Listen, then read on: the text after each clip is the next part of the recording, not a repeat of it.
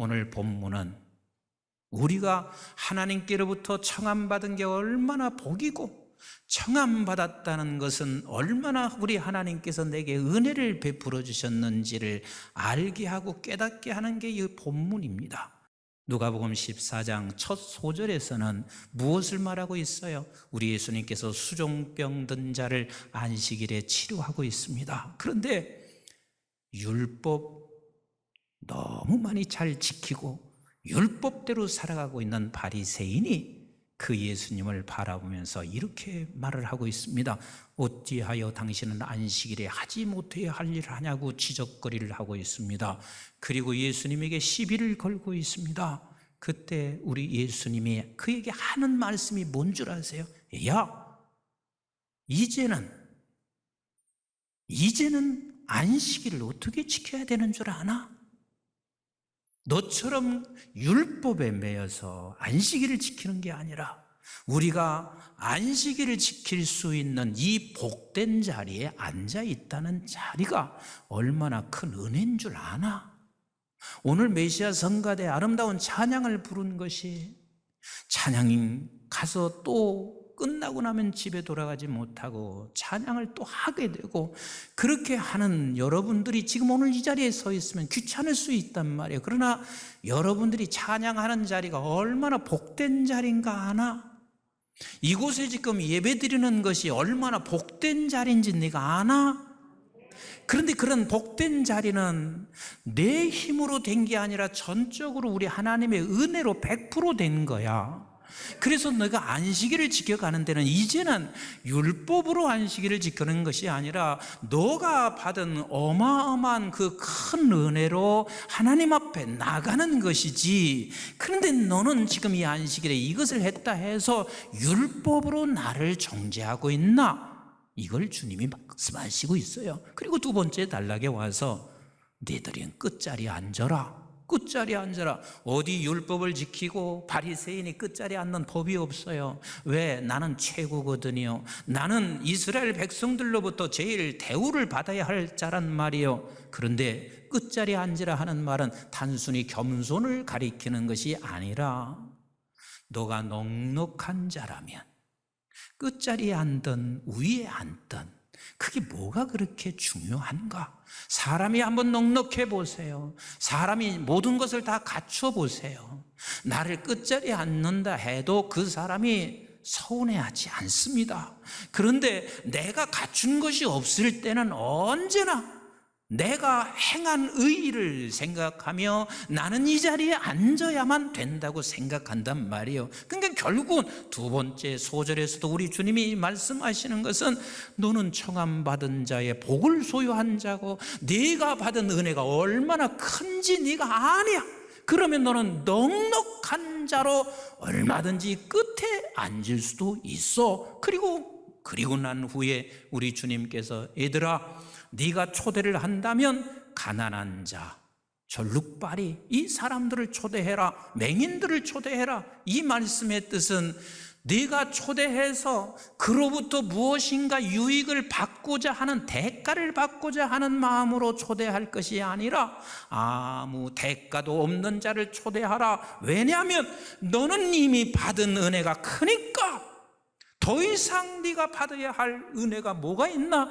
내가 준 은혜는 이 세상 어떤 것과도 바꿀 수 없는 엄청난 은혜를 받은 너라면 네가 누구를 초대해서 대접할 때 굳이 네가 대가를 기대하면서 하지 마라. 이런 뜻이 지금 내포되어 있단 말이요. 그리고 나서 지금 잔치집에 대한 이야기를 말씀하시고 있습니다. 어마어마한 잔치를 베풀었습니다. 그런데 그 잔치를 베풀었더니 저들에게 초청하니까 뭐라고 하고 있냐면 먼저 초청을 받았다는 것처럼 큰 특별한 은혜가 어디가 있어요. 그런데 나는 땅을 샀습니다. 그래서 땅을 일구러 나가야 돼요.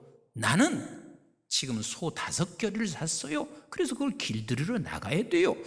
나는 장가 들었어요. 그래서 내가 갈 수가 없어요.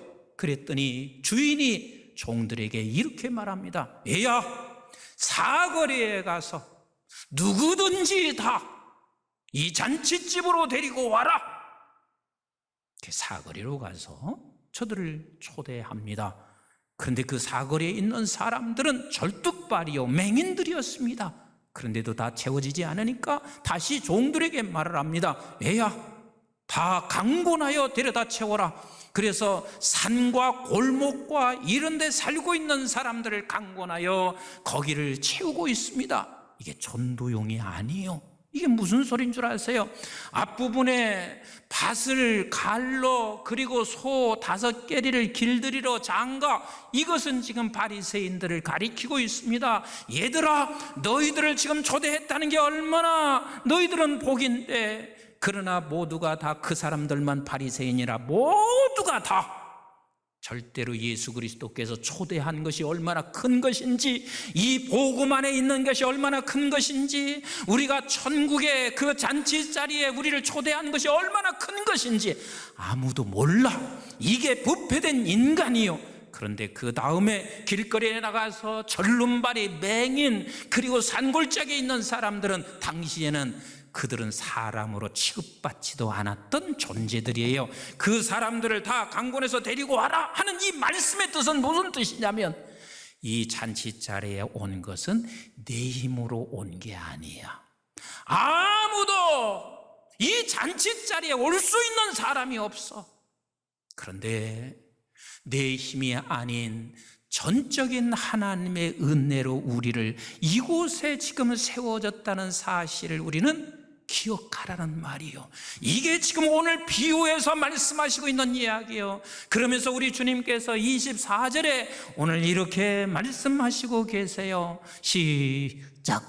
내가 너에게 말하노니 전에 청하였던 그 사람들은 하나도 내 잔치를 맛보지 못하리라 하였도다. 전에 청함받은, 그 전에 청함받은 자가 바리새인이고 전에 청함받은 자가 우리이고, 그런 우리가 지금 이 자리에 와서 앉아 계세요. 이 자리에 와서 예배하고 있어요. 그게 무슨 은혜냐면 하나님이 주신, 내 노력도 아니고 내가 특별해서가 아니라 100% 하나님께서 우리에게 주신 은혜다. 은혜다. 이 성경 구절도 자주 성경 구절을 읽는 거예요. 제가 가만히 목회하면서요 깨달은 게 있어요. 그 수많은 성경 구절 여기저기 자꾸 하지 말고 몇 구절만이라도 나 은퇴할까지 해야 되겠다. 그것이라도 마음속에, 여러분 한 구절만 마음판에 새겨도요 인생이 뒤바뀌어져요. 우리 한번 에베소 2장 4절을 같이 읽어봐요. 시작. 긍휼이 풍성하신 하나님이 우리를 사랑하신 그 큰 사랑, 지금 이 그 큰 사랑이 우리에게 지금 임한 사랑이란 말이에요. 아멘이신가요? 청함받은 복 있는 사람, 은혜를 입은 저와 여러분들이 그 큰 사랑을 입었어요. 그 큰 사랑으로 인하여 5절 시작. 허물로 죽은 우리를 그리스도와 함께 살리셨고 너희는 은혜로 구원을 받은 것이라. 또 함께 일으키사 그리스도 예수 안에서 함께 하늘에 앉히시니 그랬습니다. 그렇습니다. 저와 여러분들의 생명은 하나님의 생명이요, 영원한 생명이요, 예수의 생명이요, 그 생명은 하늘로부터 내려온 생명이란 말이요. 이 생명을 소유한 우리란 말이요. 그런 생명을 소유한 우리는 그 크신 하나님의 은혜로 생명을 소유했으니 너들 이렇게 살아야지. 7절 시작. 이는 그리스도 예수 안에서 우리에게 자비하심으로써 그 은혜의 지극히 풍성함을 오는 여러 세대에 나타나려 하심이라. 네가 받은 지극히 풍성한 은혜를 너는 가정에서 그것을 나타내고, 그리고 네가 받은 지극한 풍성한 은혜를 너의 삶의 현장에서 반드시 나타내며 살아라. 그런데 그 지극히 풍성한 은혜가 어떻게 왔다고요? 8절 한번 같이 보세요. 시작. 너희는 그 은혜에 의하여 믿음으로 말미암아 구원을 받았으니 이것은 너에게 난 것이 아니요 하나님의 선물이라.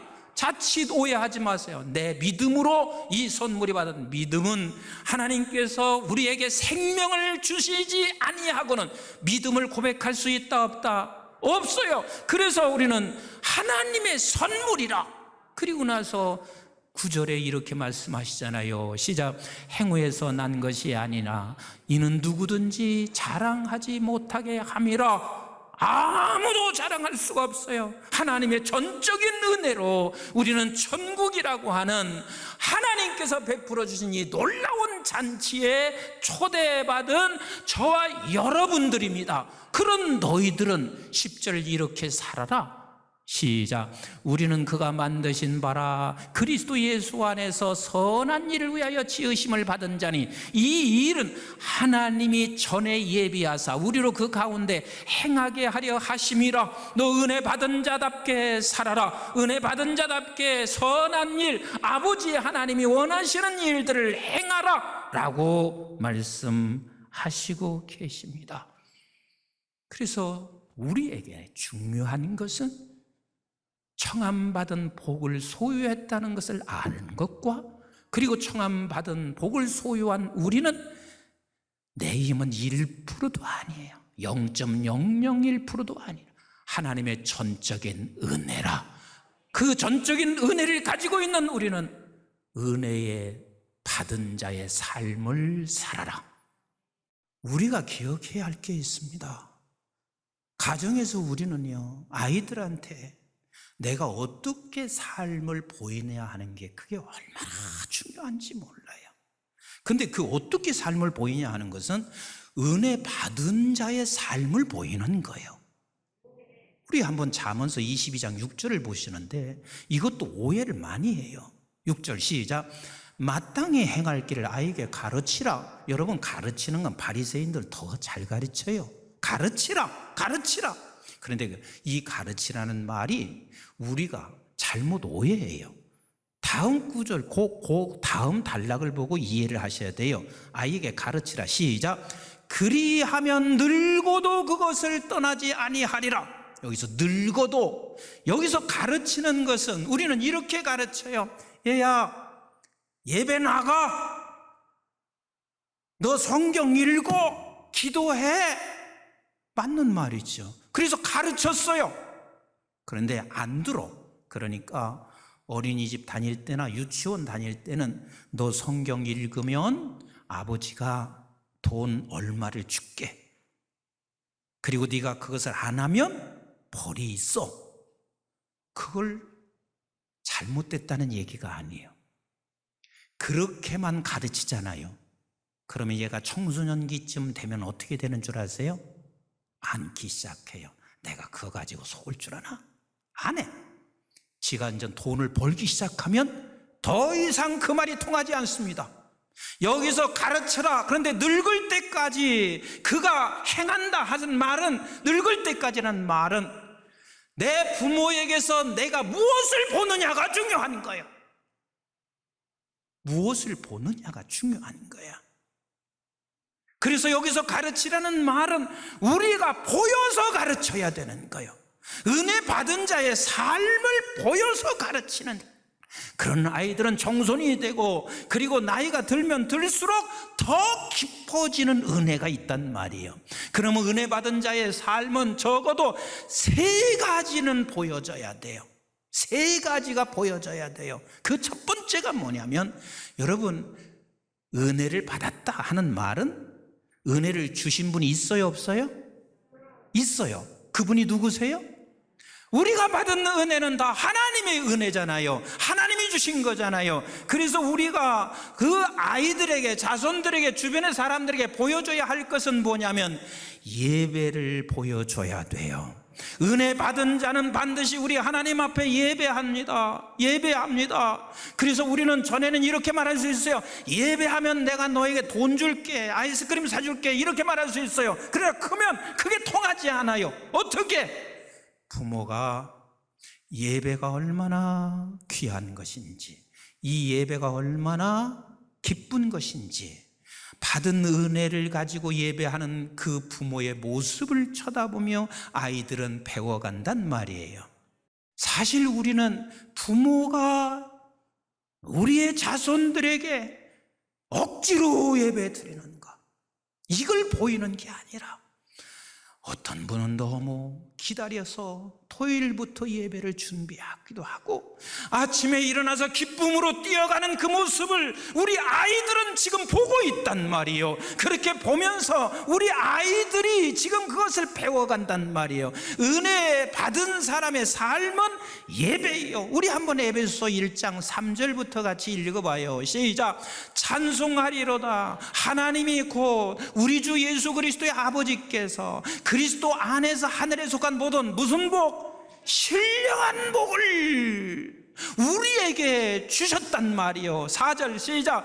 곧 창세전에 그리스도 안에서 우리를 택하사 우리로 사랑 안에서 그 앞에 거룩하고 흠이 없게 하시려고 5절 그 기쁘신 뜻대로 우리를 예정하사 예수 그리스도로 말미암아 자기의 뭐가 되게 했어요? 아들들이 되게 하였으니.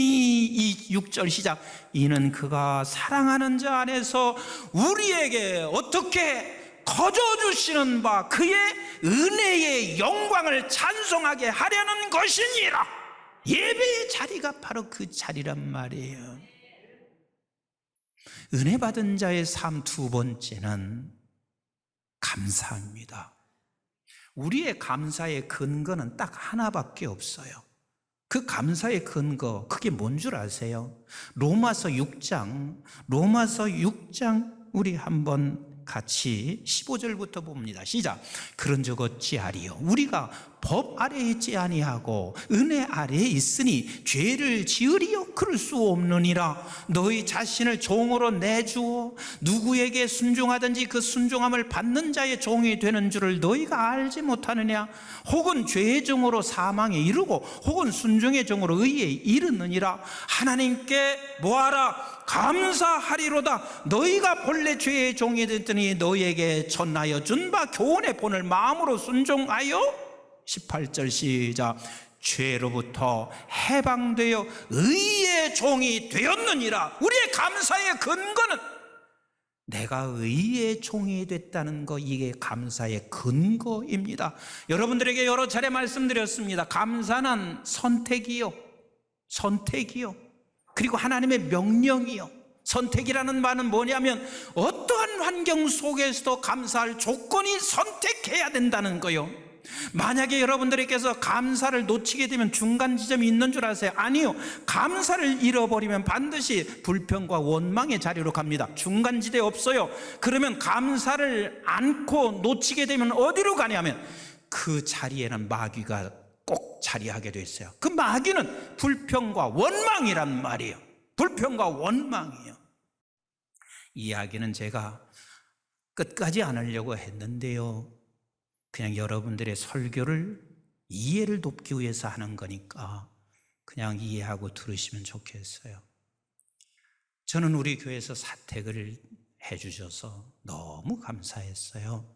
근데 사택이 이사하고 얼마 안 있다가 비가 새는 거예요. 그래서 화장실에서 비가 새니까 우리 집인가 보다 생각하고 우리 집에 얘기를 해서 거기서 방수를 했어요. 근데 비가 왔는데 또 비가 새는 거예요. 그래서 이제 또 연락을 해서 방수하는 사람들이 와가지고 그 아파트 벽체를 다 이게 방수를 했어요. 근데 조금 또 지났는데 또 비가 새는 거예요.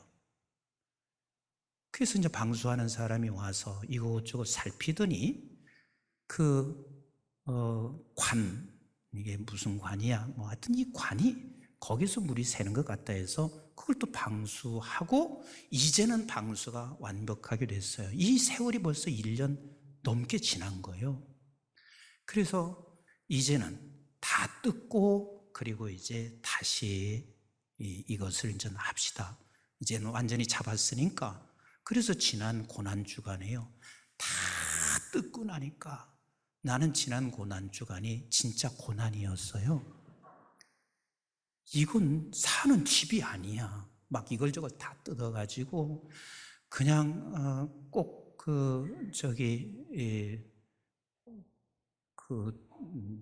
뭐 밖에서 사는 사람 보고 노숙자 같이 그렇게 그냥 돼버린 거예요. 근데 선교관에 와서 잠시 계시지요. 이걸 하려면 안 돼요. 선교관에 와서 계시지요. 그러는데 선교관에 오면 우리 장로님들이 또 알 것 같아. 그래서 제가 아니 아무 소리 하지 말고 그냥 하라고. 그래서 이제 다 깨끗하게 정리를 했단 말이에요. 헌데 지난 목요일 날 또 비가 왔잖아요. 비가 또 샜어요. 다 뜯어보니까 그 안에 곰팡이가 얼마나 났는지요. 그걸 다 씻어내고 다시 했는데 또 비가 샜어. 나보다도 우리 집사람이 얼마나 속상하겠어요. 너무 속상하지. 그런데 속상해 하기 시작하니까 감사가 쑥 빠졌어. 그러니까 감사가 빠지니까 어떻게 가는 줄 아세요? 이 건물을 아파트를 친 이놈의 회사 도대체 이게 뭐야? 라는 생각이 들은 것 같아. 그래서 그 회사를 막 원망하더라고요. 그러더니 조금 있다가 방수하는 사람이 진짜 맞아 가짜야 하면서 또 그쪽으로 원망이 돌아갔어요. 그러더니 조금 있다가 내가 무슨 죄를 지어서 그러나 또 그러는 거예요. 저는 충분히 집사람 이해가 가요. 그래서 집사람에게 여보, 우리가 이렇게 쉴 수 있는 아파트가 있으니 얼마나 좋소. 그리고 두 번째는 우리 방이 새니 얼마나 감사해. 어머니 방이 새면 어머님은 잘 이동도 어려운 양반인데, 그리고 환경이 바꾸면 당신 방에서 이쪽 방으로 오는 것도 힘든데 어머니 방에 새지 않고 우리 방이 새니 얼마나 감사해요. 그리고 반드시 하나님이 유익하게 하실 거야. 하나님의 사랑과 기도하는 사람은요, 이런 소리를 하게 되면요 금방 받아들여요. 근데 역시 제 집사람은 하나님의 사랑 맞더라고. 그걸 금방 받아들이고 마음의 평정을 찾더라고. 맞아요, 우리 방이 낫지 어머니 방이 샜으면 어떻게 했어요? 사람은 그 현장과 환경 속에서요 얼마든지 불평하고 원망할 수 있어요. 그런데 그때 우리는 감사를 선택해야 돼. 하나님의 명령이고 우리는 근거가 있으니 감사를 선택해야 돼. 그리고 감사를 선택하게 되면 여러분들 하나님이 반드시 유익하게 하신다는 사실을 믿으셔야만 합니다. 그리고 마지막 세 번째는요, 은혜 받은 자의 삶은 축복하는 것입니다. 바리새인들은 축복할 수가 없어요. 그러나 이미 은혜를 입은 자들에게는 언제나 축복하는 자리예요. 하나님께서 모세를 통하여 아론과 그의 아들들에게 너 이렇게 축복하라, 그 이렇게 축복하라고 말하고 있습니다. 그 이렇게 축복하라는 게 뭐예요? 민수기서 6장 22절부터 26절까지 복 주세요, 복 주세요. 우리의 자녀들에게, 우리의 식구들에게 항상 복 주세요. 그러면 저에게 이렇게 말할 필요가 없어요. 야 이놈아 복이 뭔 줄 아냐, 하나님이야, 그렇게 할 필요도 없어요. 나는 복이 시편 16편 2절의 말씀처럼 복은 하나님이시고 복은 예수세요. 나는 그걸 알고 복 주세요 하면 저쪽에서는 자기 수준만큼 알아듣는 거예요. 아, 복 주시니까 뭔가 세상 것이 내게 오겠구나, 그렇게 생각해도 괜찮아요. 그러나 부모는 복 주세요 할 때 하나님으로 충만해지세요, 그렇게 하는 거예요. 속으로 복 주세요, 그 다음에 지켜주세요. 그러면 아이들은 지켜주세요. 아, 오늘 교통사고 안 나게 지켜달라는 소리는 그냥 놔두세요. 그 수준대로 듣게. 그러나 지켜주세요 할 때는 세상에 나가면 우리 아이들이 전부 다 영적인 것, 생명을 다 빼앗아가는 사단밖에 없어요. 그래서 하나님 믿음을 지켜주세요. 그리고 하나님 은혜 베풀어 주세요. 그 아이는 들을 때 은혜 베풀어 주세요 하면 나에게 뭔가 새로운 은혜가 있는가 보다, 뭔가 더 있겠구나 생각할 수 있어요. 수준대로 알아듣게 놔두시란 말이에요. 그러나 은혜 베풀어, 우리는 이미 하나님의 은혜 충분하게 받았습니다. 그 은혜를 저가 깨닫게 해달라는 말이란 말이에요. 그리고 평강 주세요. 평강은 하늘로부터만 오지 세상으로부터, 땅에서는 절대로 평강이 없어요. 그 평강을 주옵소서. 이 축복을 날마다 하는 거예요. 은혜 받은 자의 삶은 축복하는 자예요. 사랑하는 성도 여러분, 저와 여러분들은 청함받은 복을 소유한 자입니다. 믿으시면 아멘.